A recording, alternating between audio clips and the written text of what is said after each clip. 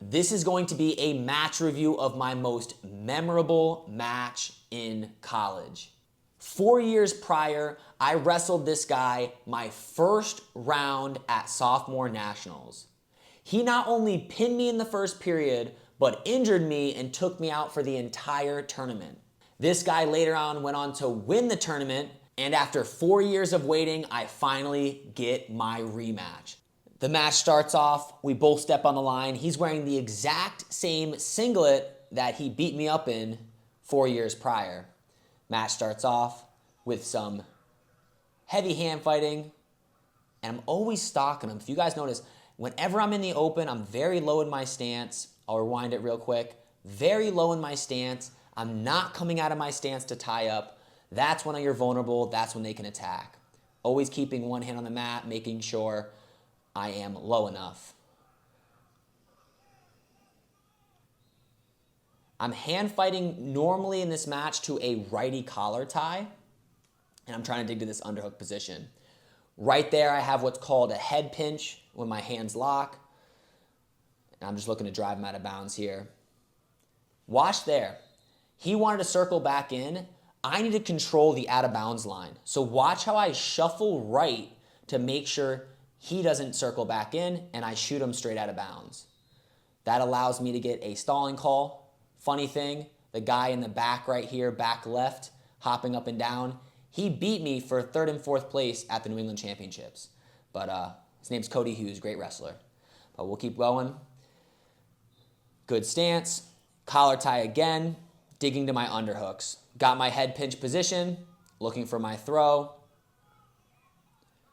Kid was very strong wrestler. Drop down to the single, sweep, cover on top. That's some good chain wrestling right there, right? I go club underhook, I lock with an S grip, twisting over top. And then right here, I don't have a good grip, so I drop down to a single, lift, get him hopping, sweep, cover on top. First takedown of the match.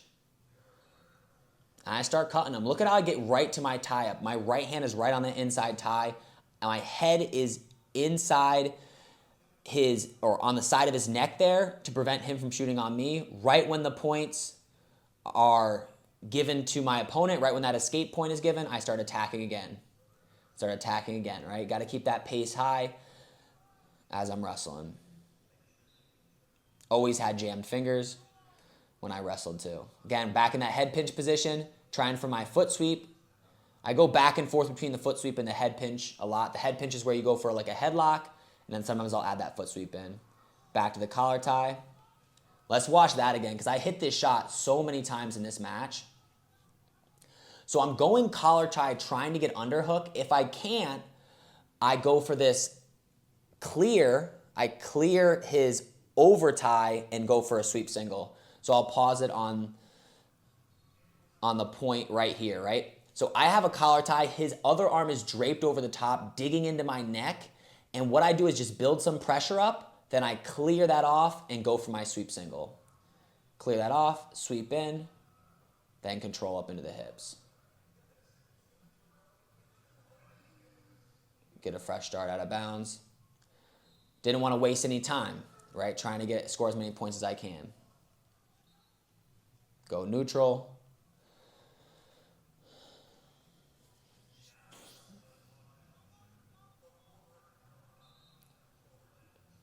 Get in low, working into my tie-ups. Again, trying to go collar tie to that underhook position. Add in some fakes from the open.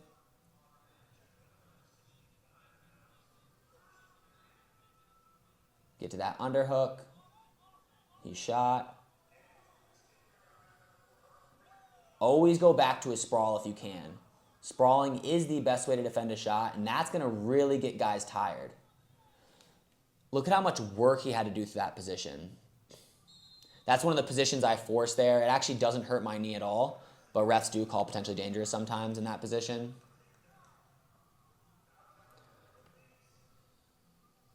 Minute left in the first period. Getting back to that collar tie, trying to get to that underhook position. Even watch how I roll that hand. Look at how I got the underhook there. My left hand grabs his wrist and I roll into an underhook. All right, I'm in a good stance. I grab, I roll that left hand underneath and go right to that underhook position. Trying to go for that head pinch again.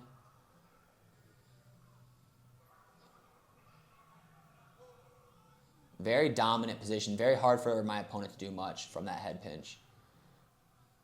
Walked him right out of bounds.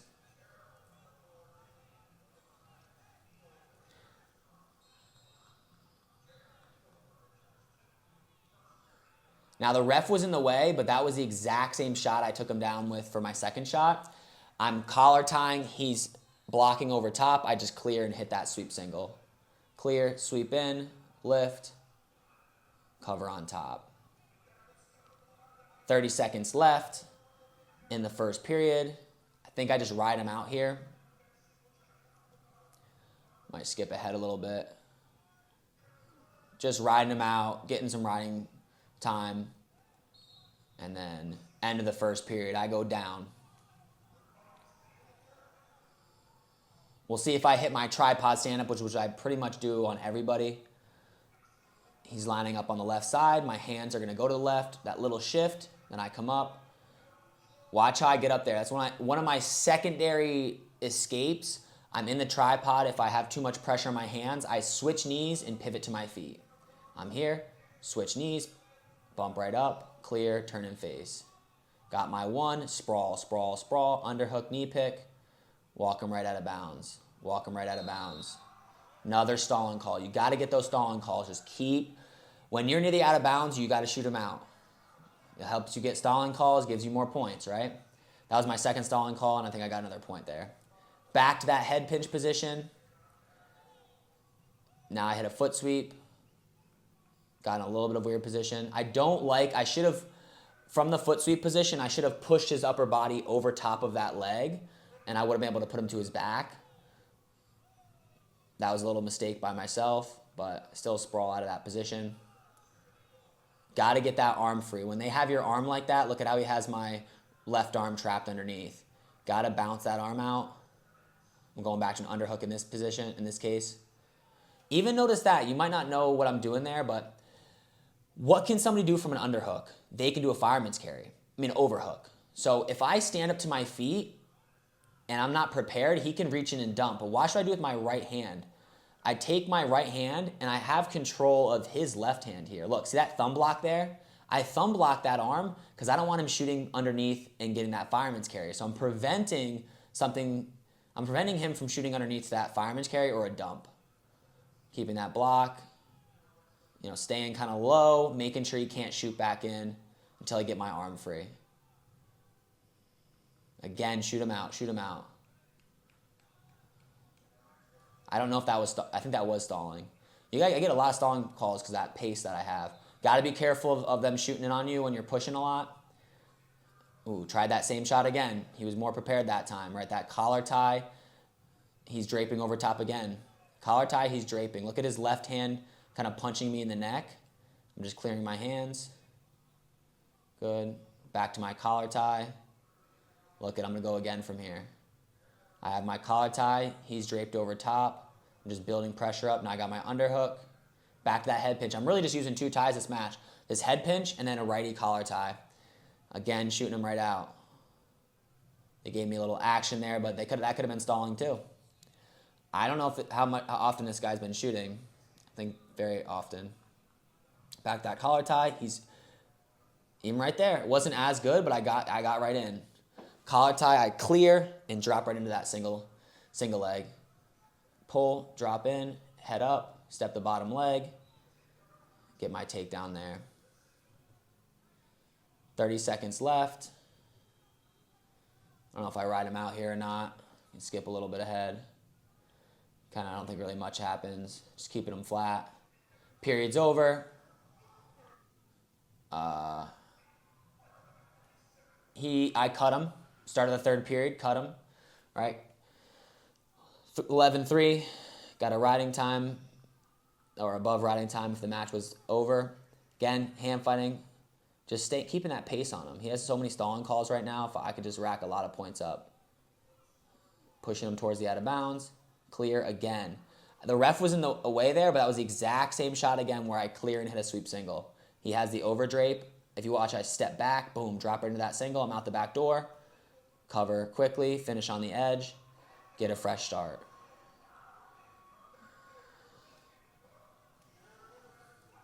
I don't like wrestling here. I wanna tech him, so I don't want to mess around here. But I got a cradle locked up. Definitely good opportunity to finish the match here. But takes me out of bounds, I'm pretty sure.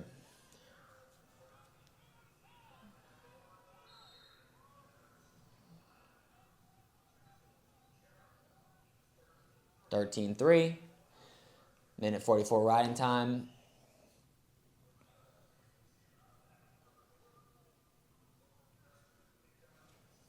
I don't know what I do here. I think I turned him once, so there's some turn at some point. That is my main ride on top. So when the whistle blows, I go double thigh pry, I drive forwards, and I start going for a spiral ride. It's my main breakdown on top. Double thigh pry, knees pinched. I start looking for a Western hook there to help me break him flat more. I wish I just kept cutting him. I think I should have done that. Yes, I maybe can turn him, but so close to getting a tech, I don't know. I think I do get the tech in this match, but I wish I cut him. I wish I had plenty of time, could have gotten a couple more takedowns. I'm wasting a lot of time. I don't know if I'm wasting a lot of time on top here. I personally think it's kind of easy to stall out. Get the one-on-one. I did a lot of hammer locks back in my day, going for that hammer lock claw. Look at what I do there. I take my knee and put it up above his, underneath of his arm. Look, my left knee is going to slide up underneath like that. My left quad.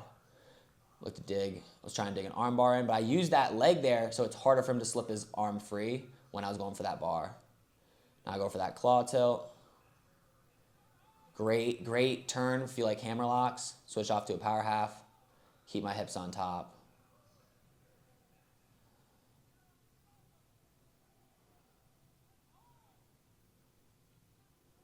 I don't know. Yeah, that's the tech.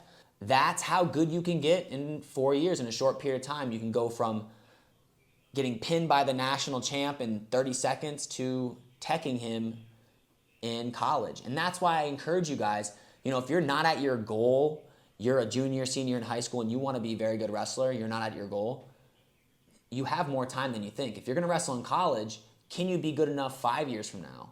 Yeah, you might have one more year left of high school, but you might have 5 years in college on top of that.